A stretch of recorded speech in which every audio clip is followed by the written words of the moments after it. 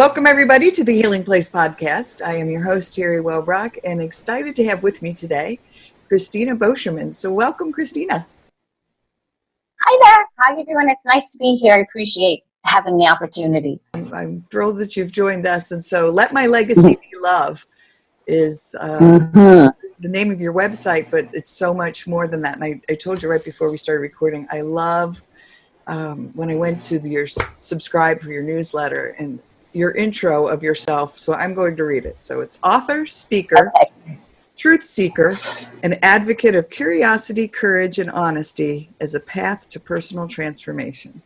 Beautiful. Thank you. Thank you very much. It took me a while to get that because, when people would say, well, what exactly is it that you do, other than being an author? I think that finding those exact words and figuring out exactly how to say it so that people would hear it and understand it and get the full idea of what Let My Legacy Be Love is all about. Yes, and that certainly does that. I mean, it's just, again, as I read it, I just so connected with the words. So yes. Tell us about Let My Legacy Be Love and what it is that you do. Well, Let My Legacy Be Love started off completely different than the way that it ended up. When I first started writing, I was writing stories about personal experiences because I write from that place of this is what happened to me and this is what I learned from, thinking about that and considering it either through conversations with other people or just my own insights that I gained for it. And when I started writing, I started sending a few chapters out to a friend of mine, and she had said, I think you're dealing with childhood trauma here. And I said, no, I'm not. What are you talking about? And at first I was kind of taken back by such a thought. I said, I had a wonderful life. I grew up on a farm with cows and horses and cats and dogs and, just about anything you can imagine. And it was really just a beautiful way to grow up. But she started asking me questions, and then I started digging in, and then I started asking other people's opinions because I was like, well, what do you think about this? And what I learned going through the whole process myself was that most of us, as things are happening to us, especially when we're kids, we're saying, it's just our life. It's just my life. It's just, I'm lucky because we focus on the things that we love about our lives. I mean, if we're optimistic people, which I am, we tend to focus on the good anyway. But as I got into it, and for a while, I wasn't sure I was actually going to share that version because I didn't want to talk about my family, and I didn't want to talk about those things that people don't normally talk about because they don't talk about them because they don't want their peeps, our families or our peeps, to look bad. And I'm a parent. I wasn't a perfect parent. Did I do things differently than my parents did? Absolutely. But I made my mistakes along the way too. So there was that aspect of it as well. But I found it just such an amazing healing experience to go through writing out those stories, looking at them. And in the book, I tell a series of stories, and after each story, I share the discovery, what I learned from looking at that story from that adult perspective, like with truth, with honesty, with curiosity, with an openness to understand that maybe that wasn't normal. Maybe that's not, and maybe that's why I do this now. And when I started making those connections to the things that happened to me in childhood and how they affected me in adulthood, that's when I said, this would be such a beautiful, example for other people that this is what you can do by looking at these things. Because, I always love inspirational books, Chicken Soup of the Soul, anybody that's sharing their stories. I love all that. But then I would say to myself, but how did they do it? How did they come from this place to that place? So that's why I share in the book, I share the discovery, like this is what I learned by looking at this now from this point of view. And I just did this with my girlfriend. From this point of view, this is what I understand now. And now I understand why I do what I do. And so now I have a path to move forward in my adult life to have a better life. So, when I decided to share it, I did have to talk to some of the people that I talk about in the book, and they did have to sign legal documentation. But each one of them said, this could really help a lot of people, couldn't it? And I said, that's why I'm doing it. Otherwise, I wouldn't. Yeah, I had that exact conversation with my 83-year-old mother and said, Mom, Oh, did you? I'm finishing up the manuscript for this book, and Mm-hmm. I'm going to talk about our lives. I'm going to talk about, your addiction. I'm going to talk about, Dad and the physical abuse. And I'm going to talk about all of that. And at first, Mm-hmm. she was really, she was more concerned about, oh, don't talk about the choir director that molested you, and I was like, Mom, I have to put my truth out there, I have to put it Right. out there. And so she finally understood, and she said those exact words to me. She said, this is really going to help people, isn't it? And I said, yes, it really is. Yes. Yeah, and that's the point of doing it, because what I found is that, Publishers Weekly did a review on the book, and they said they felt it could help anybody struggling with self-confidence. So that was huge. I've had young parents reach out to me and say, wow, this understanding this is making me a better parent, because they're able to see, okay, these little words that you're saying that you're thinking are funny or just kind of off the cuff is like hitting that little kid that doesn't understand and is taking it in. Like for me, when I was a little kid, and my dad thought he was being funny, I cry very easily, and obviously I'm very pale until my face turns bright red. And I share a story in the book about how, when I was with my dad and we were at a fair, it was like a circus, and there was a monkey there with a big red face. And I was upset about something that had happened, and my father went and said, oh, look, she looks just like that red-faced monkey. Oh, Christina's a red-faced monkey. So, of course, that gave my brothers permission to call me the red-faced monkey and call me crybaby. So through my whole life, I was always afraid to cry because my face gets so red, so I would stuff my emotions. So by sharing that story, I can't tell you how many people have said, I'm so glad you talked about crying, because that's so hard for me too. Because you have to get those emotions out. Emotions have a purpose, and that purpose is to realize where your boundaries are crossed and what you need to release. So it was really enlightening to me to kind of put this all together too. So it was an interesting journey. And I love it. I think as we put our stories out there, you're right. Like these soul connections happen, these heart connections happen. People connect with our words, and it starts to make sense to them. Yes. Yeah, absolutely. Plus, I do workshops around the different issues in the book. I have a series of workshops. It's called Breakthrough, Reveal, Release, Reclaim. Because as I was going through the process of putting this all together, I had such a giant breakthrough, and the people that I have shared this with are like, oh my gosh. I mean, even to just get one issue cleared up that's been huge in your life. So the reveal part of the workshop is, connecting with a story. And we do use the ACE test, because I do talk about the ACE test in the book, which is Adverse Childhood Experiences Test. And so they can pick a story to, work on something in the workshop. And then we have a release section where I work with another woman, and we actually go break something. And so if I say, well, I'm tired of being, afraid of having no money, what I do is I write afraid of having no money on a glass item. Everybody gets all dressed up with a face mask and the gloves and the boots and everything. They take that item with whatever it is they want to let go of, and they go outside and they smash it. We have a mobile, we're calling it a release room. Some people call them rage rooms, but it's like a mobile release room.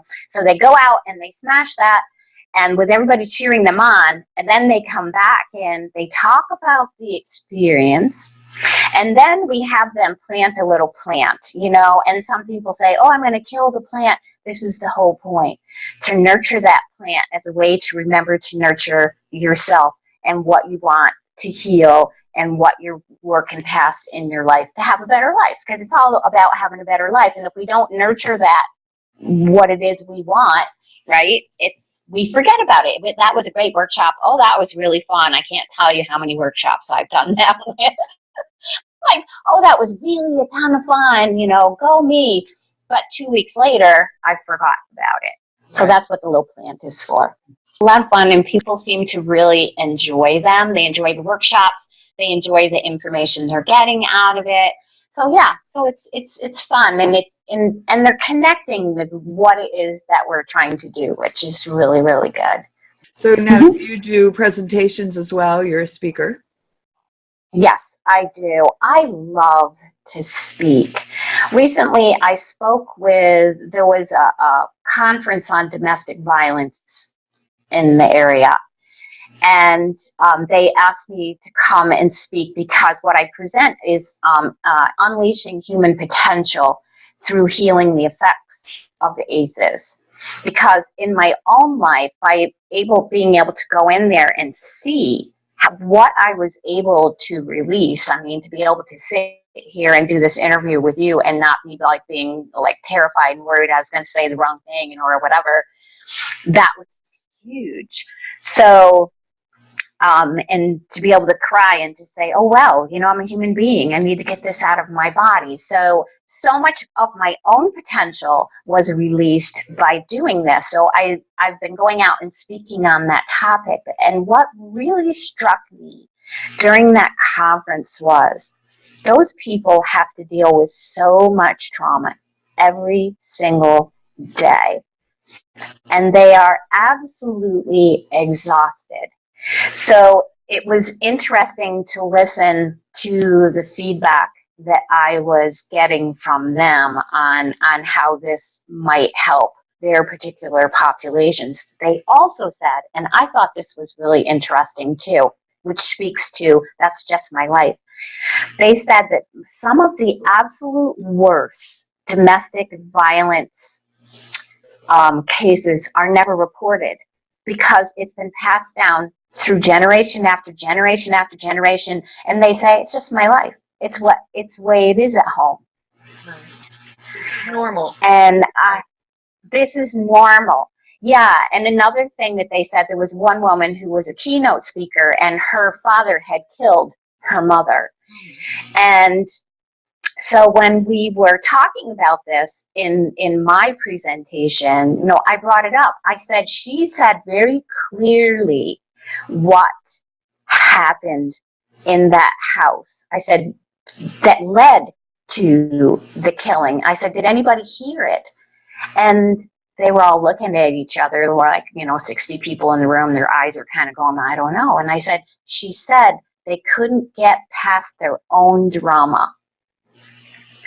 And that's what it is. It's like the stories that we tell ourselves and the things that happened to us when we were little kids are kind of wired into our brain. And it's like our own little story, this little drama going on all the time. And we keep recreating the same drama. And I thought it was really interesting that she said my parents could not get out of their own drama. And that those people hadn't caught that because that was so huge for me, because I realized that going through the process that, wow, this is just, it's a lot of drama and it's a little story. You know, it keeps creeping in. Even when you say, I'm not going to tell myself that story anymore, you wake up in the morning and that little voice is back there going, Christina. And we're all the same. How our brains work. I mean, all those ACEs studies, you know, ACEs Connection is just phenomenal, and I love all the research on there, and yeah, how our brains truly are affected by ACEs and early trauma. Absolutely. I've read a lot about it. There's Dr. Bruce Perry. Have you come across him in your work? Yes, absolutely. He was the one that, for me, kind of put it in very simple terms. You know, like when we're children, our brains are sponges. We come in, they're empty. We're these beautiful little beings with just big hearts, and then things happen to us, and it's really about survival, right? Like, if you don't finish your dinner, you're going to get hit, or you're going to get it again tomorrow, or I don't care if it's moldy by the time you finally eat it, you're going to eat it, or whatever the case may be. And then the brain is saying, ooh, I might not survive. If I'm going to be able to eat, if I'm going to be able to be in a warm place, then I need to be able to deal with that in another way. So what am I going to do? Wires in this little pattern so that we are unknowingly taking all into adulthood.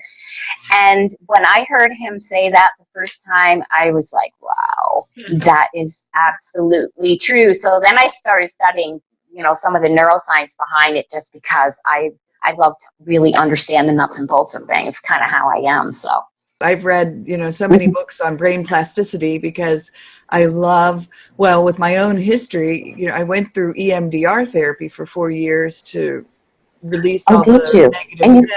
Oh, it was life altering for me. But one of the things I discovered was the brain plasticity, and that I always thought I had to be like, quote unquote, broken forever. And me too. Yeah. Once I realized I was able to redirect and create new habitual patterns, and that the brain is malleable, it is, I could change. Not just my habits, but the way things were firing in there. Oh my gosh, that was life altering as well. Yeah. Oh, absolutely. And I found that, because for me, I was able to change all that just by writing my stories and looking at them and seeing them from another perspective. I mean, that completely changed the way that I was living my life. And so that I knew that just from going through that myself. And I all think that all these therapies and everything are really interesting and really cool. And right now I'm studying neurolinguistics programming, which is basically the same thing. It helps rewire the brain, get people to reframe their thought. If something horrible is going on, how do you reframe it? That you lost that, but what did you gain? Those sort of things. And to just set up those new patterns, because we can change at any time. And interesting, because from a physical point, probably, I think it was 2010, I had gotten really sick, and the doctors had no idea what was wrong with me. I write about that in my book too. But one of the things that they found was, in my brain, there was a brain bleed, right? And it was healing. And they said it just repatterns itself, physically, where that spot on my brain was bleeding, that will just rewire itself around there, and that just becomes part of the brain that's kind of scarred and not used anymore. But so I said, well, there's a physical part of it too, as well as that wiring that we can't see. It actually, the veins rewired around, redid themselves around that spot on my brain where it had been bleeding.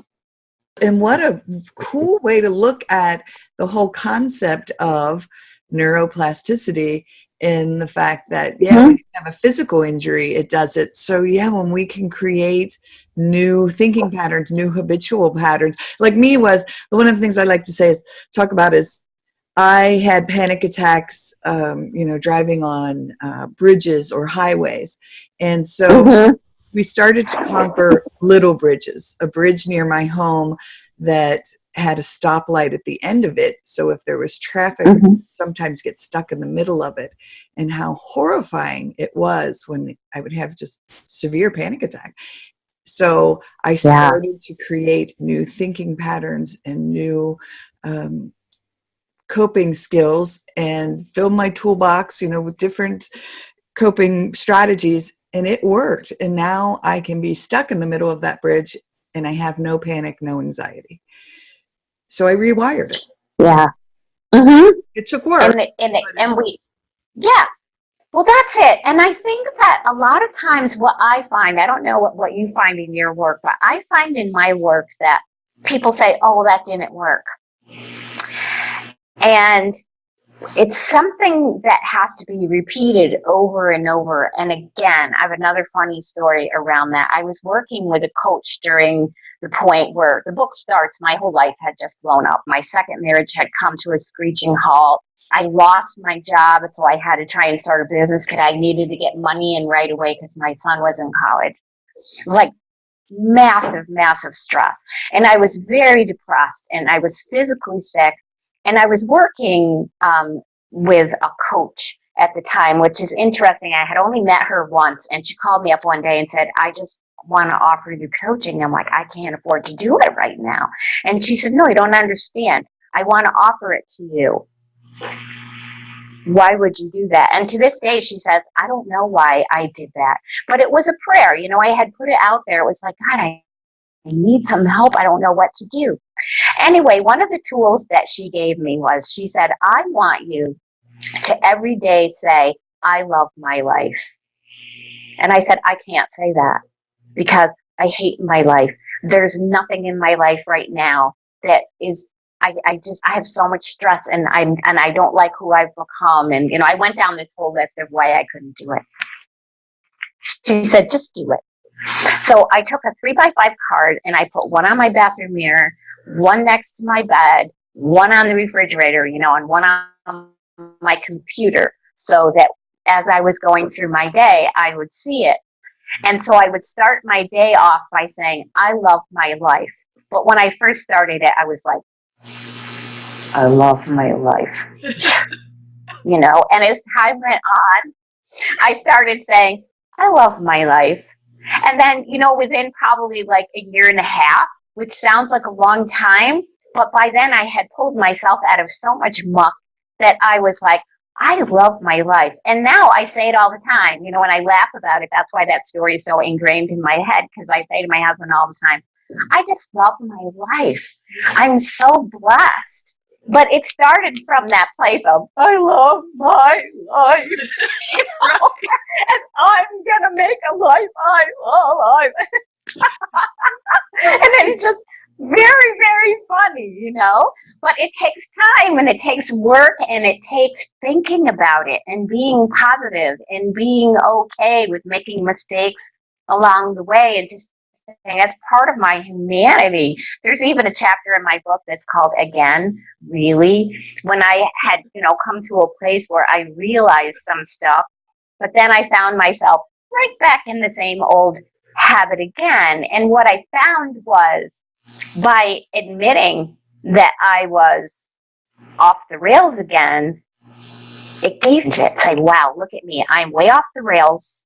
What am I going to do about this? Because I was dating the same kind of guy again, who I said I would never, ever date again. I was dating the same kind of guy again. And my girlfriend kept saying, you're doing the same thing. You're doing the same thing. And I said, I know. I just need to figure out where I'm going with this, figure out why I'm here. And I remember the day I drove away from that place, I was so happy. It was a full moon, and everything was like illuminated. I was going down the gravel driveway, and all the stones looked like diamonds. And I was like, this is huge. I just walked away from a really bad pattern. Go me. And, you know, it took time, and it kept thinking about it and saying, I know I'm doing this. Why do I keep doing the same thing? Because it was easy, because I was comfortable with it. Right. You know, ever since I was a kid, my dad was very charismatic, very good looking, very kind and nurturing until he went nuts. And that's why I kept finding the same type of person. And it had to come to that spot in my brain to say, I'm doing this because I'm comfortable with it, not because it's what I want. And that was a huge realization. And when I came to that, it was done. Just like that. Yeah. End of pattern. Yeah. But I had to fall back into it. That's why, and somebody said that in Alcoholics Anonymous, they have that extra step in there where you will fall off the wagon. And that's okay, as long as you get back on it. And that's kind of what that was. And that's why when I decided to name the chapter again, really, I thought it's just so, it was just the truth, Yeah, but we can rewire. We can rewire and we can do things differently. It takes time and it takes attention. Yeah. And I think that that's important for people to understand. It doesn't happen overnight because it took a long time to get those patterns in there, and you've lived that way for a long time. But there is a way out of it. So any myths or facts that you would like to clarify for listeners?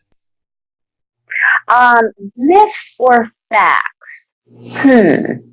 Well, the myth that you are a victim, because none of us are victims. None of us are broken. We have only had things that happen to us, especially the things that happened to us when we were kids and we were powerless and we were vulnerable, and our bodies and our nervous systems were just trying to survive.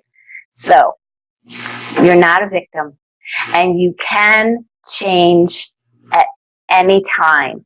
And again, it's not going to happen overnight. It's going to take time and it's going to take attention, but boy, is it worth it on the other side. Because I can honestly say with woohoo, I love my life. I put out my favorite hashtag is #TraumaWarrior, because I don't want to have I love that one. Yeah, I don't want to have a mentality. I'm a warrior of trauma. I survived it, and not just survived it, but now I'm thriving. And I'm that much stronger for it, and I know how strong I am having survived it and now thriving. So yeah, I say to people, you don't have to be a victim. You can be a warrior. Right. Right. Exactly. Absolutely. How do people get a hold of you? They can get a hold of me through my website. It's www.letmylegacybeloved.com. You can get a hold of me on Facebook, either Christina Beauchemin or Let My Legacy Be Love. Also through the Breakthrough Squad, we have a Facebook page that's got the whole breakthrough thing on it. But I share all that to Let My Legacy Be Love as well. Instagram, Christina Beauchemin. It's kind of hard to spell, so Facebook is the easiest place to find it. Yeah, and my book is available on Amazon, on my website. It's available on Barnes and Noble bookstores around the country here soon. So we're getting there. Some libraries too. A lot of libraries are starting to carry it. Oh, I know what a huge endeavor it is to take on a book. So. Yeah. Oh, yeah. No kidding. I had no idea it was going to be quite as big as it has been. Huge endeavor. Anything else that you want to address with the audience before we part?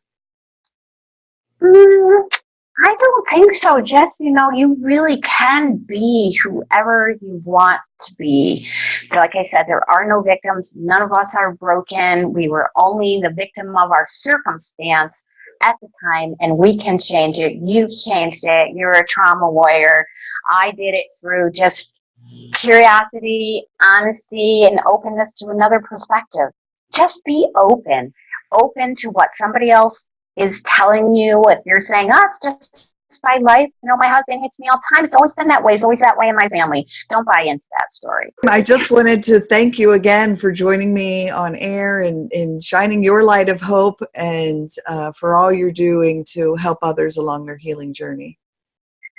Thank you so much, Terry. I really appreciate this. It was just a great opportunity. And thank you to everyone who listens. And, I'm always here. If anybody wants to reach out to me, I'm here and I'm available. I'll put all your contact information on the video. I don't think I told you before we started recording, and I'll just tell guests now, but the podcast, I just checked a few days ago, last week, and it's been downloaded in 38 countries. I hope a lot of people hear this and come your way and read your book.